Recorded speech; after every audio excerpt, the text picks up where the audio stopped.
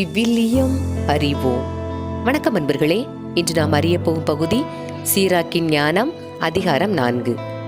குழந்தாய், ஏழைகளின் வயிற்றில் அடிக்காதே, கையேந்தி நிற்போரை காத்திருக்க வைக்காதே, பசித்திருப்போரை வாட்டி வதைக்காதே, வறுமையில் உழல்வோரை எரிச்சல் ஊட்டாதே, உள்ளம் உடைந்தோருக்கு துயரங்களை கூட்டாதே, வறுமையில் உழல்வோருக்கு காலம் தாழ்த்தாமல் உதவி செய், துன்புறுவோரின் வேண்டுதலை தள்ளிவிடாதே, ஏழையரிடமிருந்து உன் முகத்தை திருப்பிக் கொள்ளாதே, உன்னிடம் உதவி வேண்டுவோரிடமிருந்து உன் கண்களை திருப்பிக் கொள்ளாதே, உன்னை சபித்திட யாருக்கும் வாய்ப்பளிக்காதே.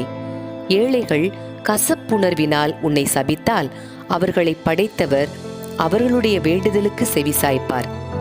மக்களின் அன்புக்கு உரியவனாயிரு, பெரியோர்களுக்கு தலை வணங்கு, ஏழைகளுக்கு செவிசாய், அவர்களுக்கு அமைதியாக கனிவோடு பதில் சொல்.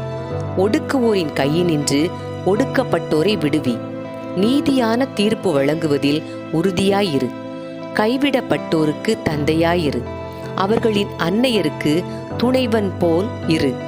அப்போது நீ உன்னத இறைவனின் பிள்ளை போல் இருப்பாய். தாயை விட அவர் உன்மீது அன்பு கூறுவார். ஞானம் என்னும் ஆசான். ஞானம் தன் மக்களை மேன்மைப்படுத்தும், தன்னை தேடுவோர்க்கு துணை நிற்கும். ஞானத்திற்கு அன்பர், வாழ்விற்கும் அன்பர். அதனை வைகரையிலேயே தேடுவோர் மகிழ்ச்சியால் நிரம்புவர். அதனை பற்றி கொள்வோர் மாட்சியை உரிமையாக்கிக் கொள்வர். அது செல்லும் இடமெல்லாம் ஆண்டவர் ஆசி வழங்குவார். அதற்கு பணி செய்வோர் தூய இறைவனுக்கே ஊழியம் புரிகின்றனர். ஞானத்துக்கு அன்பர், ஆண்டவருக்கும் அன்பர். ஞானத்துக்கு பணிவோர் மக்கள் இனங்களுக்கு தீர்ப்பு வழங்குவர். அதற்கு செவி சாய்ப்போர் பாதுகாப்பாய் வாழ்வர். ஞானத்தை நம்புவோர் அதனை உரிமையாக்கிக் கொள்வர். அவர்களுடைய வழிமரபினரும் அதனை உடைமையாக்கிக் கொள்வர். முதலில் அவர்களை அது கோணல் வழியில் அழைத்துச் செல்லும். அவர்களுக்கு அச்ச நடுக்கத்தை வருவிக்கும். தனக்கு அவர்கள் மீது நம்பிக்கை ஏற்படும் வரை அவர்களை அது கண்டிக்கும், வதைக்கும். தன் நெறிமுறைகளால் அவர்களை சோதிக்கும். அது மீண்டும் அவர்களிடமே வந்து அவர்களை மகிழ்விக்கும். அவர்களுக்கு தன் இரகசியங்களை வெளிப்படுத்தும்.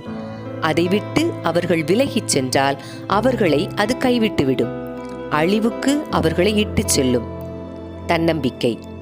தக்க நேரம் பார், தீமையை குறித்து விழிப்பாயிரு, உன்னை பற்றியே நாணம் அடையாதே.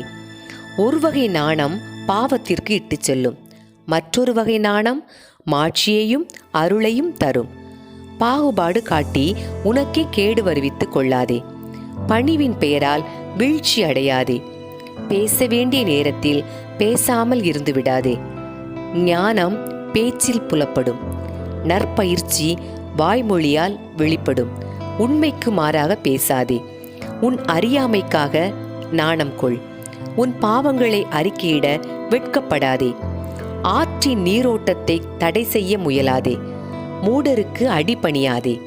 வலியோருக்கு பாகுபாடு காட்டாதே. இறக்கும் வரை உண்மைக்காக போராடு. கடவுளாகிய ஆண்டவர் உனக்காக போரிடுவார். பேச்சில் துடுக்காயிராதே. செயலில் சோம்பலாகவும் ஈடுபாடு இன்றியும் இராதே. வீட்டில் சிங்கம் போல் இராதே. பணியாளர் முன் கோழையாய் இராதே. பெறுவதற்காக மட்டும் கைகளை விரித்து வைத்திராதே. கொடுக்கும் நேரத்திலோ உன் கைகளை மூடிக்கொள்ளாதே. அன்பர்களே, இறை வார்த்தையோடு பயணித்தோம். இறைவனோடு நம் பயணத்தை தொடர்வோம்.